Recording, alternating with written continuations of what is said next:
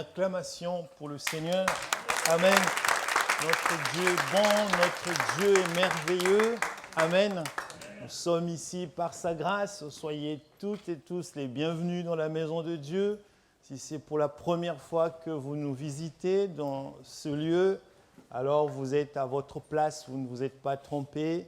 Sachez qu'à la fin du culte, il y a les frères et sœurs qui se mêlent dans le fond là-bas.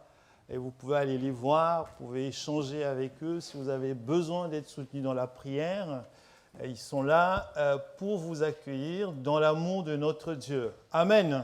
Alors ce matin, je suis heureux d'être au milieu de vous ce matin. Je pense que vous aussi vous l'êtes parce que lorsqu'on se rassemble dans la maison de Dieu pour le célébrer, pour le louer, pour l'adorer, pour écouter sa parole, alors c'est merveilleux. Amen. On entre dans la présence de Dieu, on entre dans le trône de Dieu et c'est ce que Dieu veut. Donc ce matin, j'aimerais qu'on continue sur notre thème, le thème du bimestriel de cette période, c'est « Il est temps de retourner à l'Église ». Amen, mais ça veut dire quoi retourner à l'Église? Qu'est-ce que l'Église? Donc je vais faire un petit rappel pour qu'on puisse vraiment comprendre le sens, parce qu'il y a une profondeur même dans la définition du mot Église, c'est très important et ça nous aide à avancer, ça nous aide à nous, peut-être pas accrocher, mais voilà, à nous maintenir, parce que Dieu veut que nous soyons fidèles et parce que lui aussi, il est fidèle. Alors, je vais juste prier pour présenter ce temps de prédication entre les mains du Seigneur. Prions l'Éternel. Seigneur, merci pour ce temps de parole. Merci pour les temps de louange et d'adoration. Être dans ta présence, c'est merveilleux, mon Dieu. Seigneur, dispose nos cœurs et nos oreilles à recevoir ta parole et que ton Esprit Saint nous aide à le comprendre et à la mettre en pratique. Parce que c'est ça le plus important. Ta parole, c'est la vie. Et que chacun de nous soit vivifié ce matin. Seigneur, couvre-nous par ton sang et que la puissance du Saint-Esprit nous touche, afin que tout ce qui peut venir nous perturber n'ait aucun effet sur nous, mais que nous soyons fixés à toi et à toi seul. Amen. Amen. Donc soyez tous bénis, soyez toutes bénies dans la présence de Dieu. Alors, aujourd'hui, ce matin, moi j'aimerais vous parler de ce qui peut nous empêcher de retourner véritablement à l'Église. Amen. Ce qui empêche le véritable retour à l'Église. Alors, ce thème, c'est une invitation, c'est un appel. Il est temps de retourner à l'Église. Qu'est-ce que l'Église alors? Qu'est-ce que l'Église? Souvent, l'Église, ce n'est pas évident. Chacun de nous a une définition de l'Église. Pourquoi? Parce qu'on a une expérience. Si on demande tous ici, on aura une définition. Si je demande à un frère, il dit, moi, l'Église, c'est quand je vais au culte. Voilà. Moi, l'Église, c'est le bâtiment qui est quelque part dans une place de rond à la cathédrale. Donc, il y a cette dimension d'expérience. Mais il faut qu'on ait un repère. C'est la Bible qui nous donne ce repère-là. Et l'Église, c'est quoi? Ecclésia, c'est ek. Il y a deux parties. Ek ou ex, ça veut dire extérieur, hors d'eux. Ecclésia, ça veut dire appelé. Donc l'Église, l'Église va regroupe tous ceux qui ont été appelés. Ils étaient quelque part, nous étions quelque part. Vous savez, là où nous étions avant qu'on ne connaisse le Christ. Donc, on nous a appelés, et si nous sommes là, c'est parce que nous avons répondu à cet appel. Et celui qui nous a appelés, c'est Jésus-Christ. Il nous a appelés pour sortir de là où nous étions et aller là où il veut que nous soyons. Amen. Et c'est ça le rassemblement en question, c'est l'Église. Ce n'est pas le bâtiment, mes bien-aimés, c'est aussi merveilleux qu'il soit, l'édifice, les vitraux, tout ça. Ce n'est pas ça l'Église. L'Église, c'est un corps vivant. Amen. Ce n'est pas le bâtiment. L'Église, c'est un corps vivant. Et l'origine, l'Église, c'est Dieu, l'origine de l'Église. Mais concrètement, ça part de la Pentecôte, lorsqu'il y a eu l'effusion du Saint-Esprit. Et ça veut dire que le Saint-Esprit est au centre de l'Église. Il faut demander toujours à être sous la couverture de l'Église. Mon bien-aimé, mon frère, ma soeur, si tu n'es plus sous la dépendance du Saint-Esprit, alors il y a un souci et tu peux sortir de l'Église justement, de ce rassemblement. Le Saint-Esprit, on a besoin d'être sous la mouvance, sous la dynamique du Saint-Esprit. Donc l'Église est indissociable du Saint-Esprit. C'est une force qui nous fait avancer. Et lorsque nous ne sommes plus sous cette force, nous pouvons sortir facilement. Vous savez, il y a tellement d'occasions de sortir de l'Église, de sortir de ce rassemblement, de sortir de ce cadre que Dieu a établi. Il y a tellement d'occasions de sortir, d'être hors, justement, pas hors d'eux pour rejoindre Jésus-Christ, mais hors d'eux pour ressortir de là où il veut que nous puissions être. Alors, mais lorsqu'on est à l'extérieur, on est fragilisé, bien sûr. On est une proie facile du diable. Et la volonté de Dieu, c'est que nous ne puissions pas sortir de ce cadre. Alors, sortir de l'Église peut prendre plusieurs formes. Ça peut prendre avant de couper tout contact avec Dieu, avec l'œuvre de Dieu.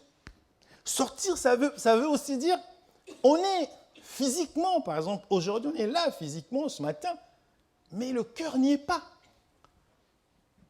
Et enfin, c'est aussi un peu dans les irrégularités. On est là aujourd'hui, demain, voilà. C'est un peu cette trajectoire un peu compliquée. On est là, demain on n'est pas.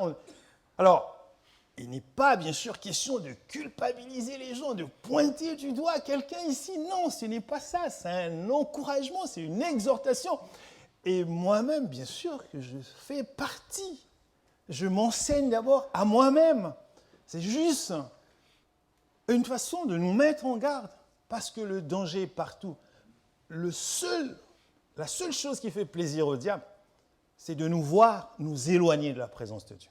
Alors ça, il va applaudir, parce qu'il aime ça. Et Dieu ne veut pas cela. Et Dieu veut que nous puissions lui appartenir tous en entier. Et quand on vient à Christ, on se donne totalement lui. Alors, on va faire une première lecture dans 1 Thessaloniciens, chapitre 5, 23. Et 1 Thessaloniciens, chapitre 5, verset 23. Je ne sais pas si c'est... On va attendre que ça s'affiche. Je ne l'ai pas en tête. Hein. Moi, mon défaut, c'est de ne pas mémoriser les passages. Alors, que le Dieu de paix vous sanctifie... alors, j'arrive pas à lire. Alors, que le Dieu de paix vous sanctifie lui-même tout entier, et que tout votre être, l'esprit, l'âme et le corps soient conservés irrépréhensibles lors de l'avènement de notre Seigneur Jésus-Christ. Donc, Dieu veut que notre être entier, alors l'esprit, l'âme, le corps, ça peut être l'objet d'une prédication, d'un enseignement, mais voilà, on va juste retenir ces trois dimensions. C'est que tout ça, toutes ces trois dimensions, parce que vous savez, notre être, c'est trois dimensions, corps, âme et esprit. Nous devons appartenir à Jésus-Christ, à Dieu, dans toutes ces trois dimensions. Sinon, il y a un déséquilibre. Et ça, le Seigneur ne veut pas cela. Et justement, le retour à l'Église, le véritable retour à l'Église, permet de maintenir en équilibre ces trois dimensions-là. L'Esprit de Dieu, notre esprit, c'est la partie qui nous permet d'entrer en contact avec l'Esprit de Dieu. Et à partir du moment où on est en contact avec l'Esprit de Dieu va innerver, c'est-à-dire que va commander, va nourrir le reste, les autres dimensions du corps. Donc voilà, c'est pour ça que vous voyez que bon, quand on est au début ou qu'on n'est pas trop dans la présence de Dieu, on est charnel. Donc là, ce n'est pas un esprit qui est connecté à l'Esprit de Dieu, mais c'est un esprit, notre esprit qui reçoit la nourriture essentielle ailleurs, la source d'alimentation, la source par laquelle on s'alimente, on se nourrit, ce n'est pas le Saint-Esprit, c'est autre chose. Donc il y a le côté charnel qui prend le dessus, hein, voilà, on est plus dans l'émotion, on est plus dans tout ce qui est psychologisme, ainsi de suite. Or la volonté de Dieu, c'est que l'esprit, notre esprit soit connecté à l'Esprit de Dieu. Comment on est connecté à l'Esprit de Dieu? Mais c'est très simple, il n'y a pas de mystère, c'est par la prière. Et par la prière, on demande à Dieu de nous remplir de son Esprit Saint. Et il faut avoir la foi. Parce que c'est des choses qu'on ne voit pas. On ne viendra pas te faire un dessin pour te dire, voilà comment le Saint-Esprit vient. Non, c'est par la prière et par la foi, la prière, la foi. Alors, nous allons illustrer cela, ce qui nous empêche d'entrer dans la présence de Dieu par une situation qui est relatée dans la Bible. C'est au temps de Samuel. Et on va le lire dans 1 Samuel, chapitre 4, les versets 1 à 3. Voilà, donc lisons au nom du Seigneur. La parole de Samuel s'adressait à tout Israël. Israël sortit à la rencontre des Philistins pour combattre. Ils campèrent près d'Ebenezer et les Philistins étaient campés à Aphek. Continue, les Philistins se rangèrent en bataille contre Israël et le combat s'engagea. Israël fut battu par les Philistins qui tuèrent sur le champ de bataille environ 4000 personnes. On peut lire le verset 3 aussi. Alors le peuple rentra au camp et les anciens d'Israël dirent « Pourquoi l'Éternel nous a-t-il laissé battre aujourd'hui par les Philistins? Allons chercher à Silo l'arche de l'alliance de l'Éternel, qu'elle vienne au milieu de nous et qu'elle nous délivre de la main de nos ennemis. » Alors c'est une histoire, vous savez, le peuple d'Israël, c'est un peuple qui vivait entouré des nations ennemies. Donc il y avait l'adversité. Et il devait à chaque fois faire face à cette adversité-là. C'est peut-être ton cas aujourd'hui, tu es entouré de beaucoup de situations, beaucoup d'adversités. Donc il faut aller au combat. Et le peuple est allé au combat, et là, à leur grande surprise, ils ont été vaincus par les Philistins. C'était un peuple ennemi qui les entourait. Et qu'est-ce qu'ils font? Alors que, pour juste, si vous avez le temps, lisez le livre de ces chapitres-là, 2, 3, 4, 5, 6, 7.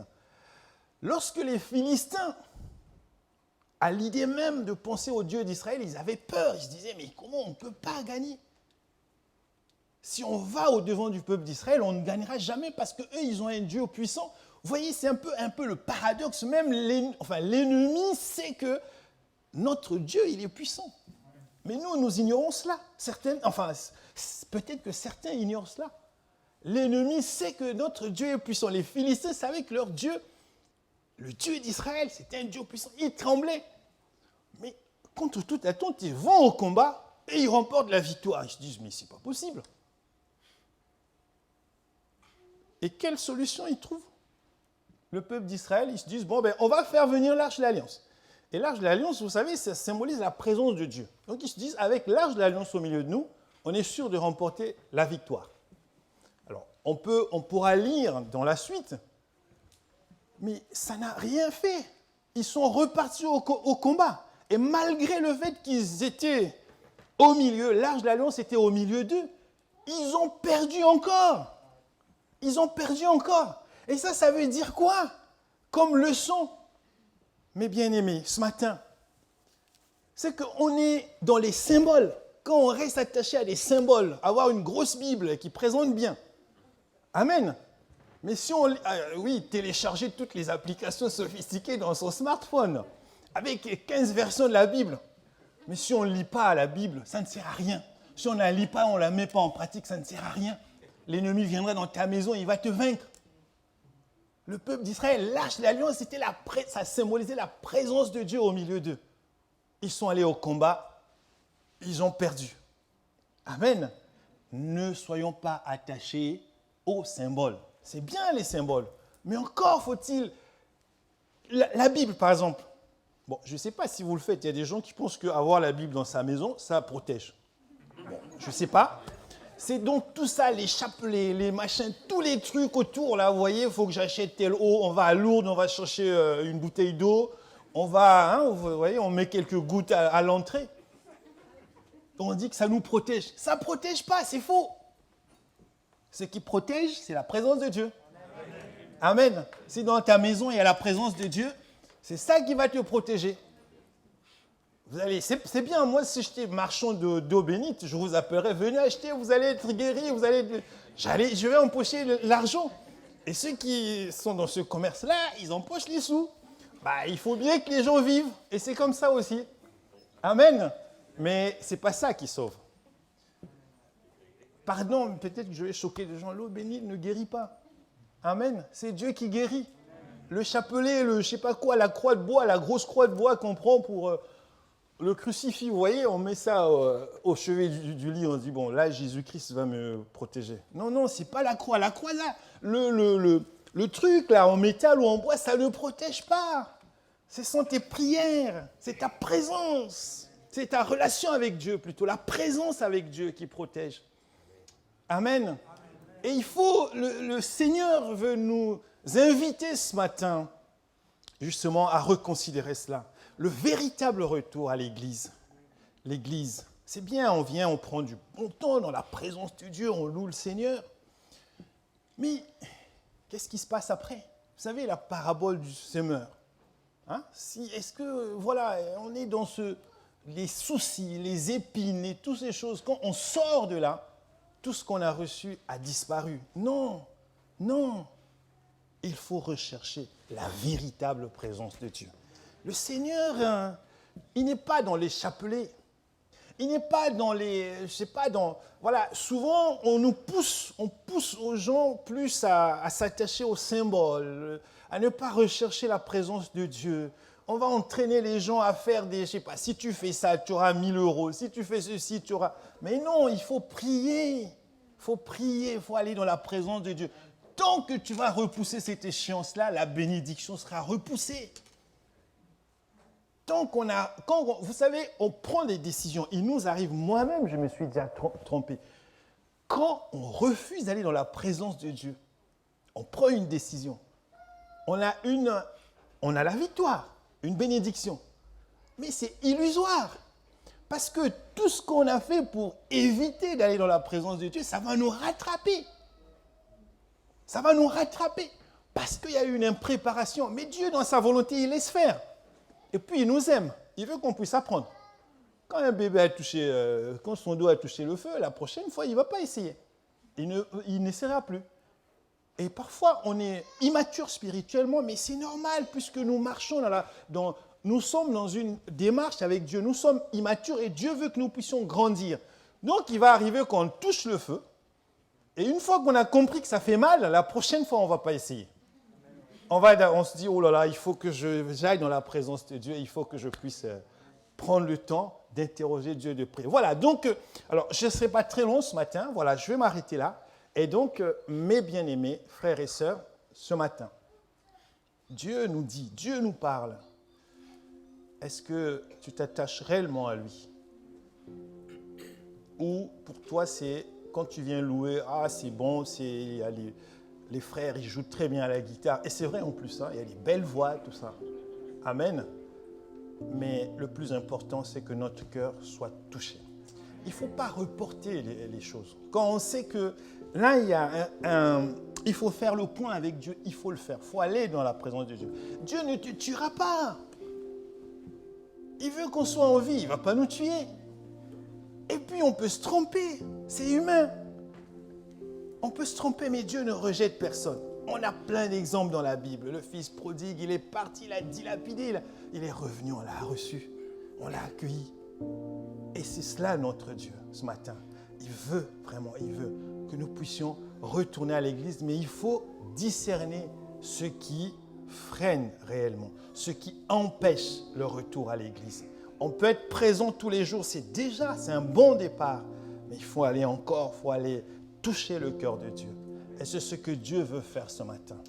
Amen. Alors je nous invite à nous incliner, mes bien-aimés, parce que ce matin, le Seigneur a voulu nous parler et dans son amour. Et Dieu nous aime, Dieu t'aime. Mon frère, ma soeur, si tu es là, ce n'est pas un hasard. Vraiment, demande à Dieu ce matin. Oui, demande à Dieu d'aller rechercher sa présence. Qu'il vienne dans ton cœur réellement et que tu puisses établir un partenariat, un nouveau départ ce matin. Parce que c'est sa volonté, parce que c'est son amour. Il ne rejette personne. Peut-être que tu crois que Dieu t'a rejeté. Non, non, il ne t'a pas rejeté. Il veut toujours que tu sois dans sa présence. Viens, approche-toi simplement de lui ce matin et il s'approchera de toi. Alléluia. Prions l'Éternel. Seigneur, nous te bénissons pour ton amour et ta bonté. Nous te louons, nous te rendons grâce parce que Seigneur, tu es fidèle. Et ta volonté, c'est que nous puissions, Seigneur, demeurer dans ta présence. Seigneur, aide-nous par ton Esprit Saint à recevoir tout ce que tu nous accordes, tout ce que tu nous donnes pour que nous puissions être fidèles à toi, pour que nous puissions te servir, pour que nous puissions marcher dans l'obéissance de ta parole, pour que nous puissions mettre en pratique ta parole, pour que nous soyons impactés par le Saint-Esprit, par ta parole, et que nous aussi nous puissions impacter notre entourage. Seigneur, merci encore pour ta grâce. Merci pour ton amour. Pardon, Seigneur, pour toutes les fois que nous n'avons pas été obéissants. Pardon, Seigneur, pour toutes les fois que nous n'avons pas prêté attention à tes recommandations, à tes commandements, à tes instructions. Mais, Seigneur, ce matin, nous voici devant toi. Nous revenons devant toi ce matin, Seigneur. Ton peuple est devant toi ce matin. Et merci, Seigneur, pour ta présence. Gloire et honneur à toi, Jésus. En ton nom, Seigneur, j'ai prié. Amen. Amen. On peut donner une ovation au Seigneur. Alléluia. Merci, Seigneur.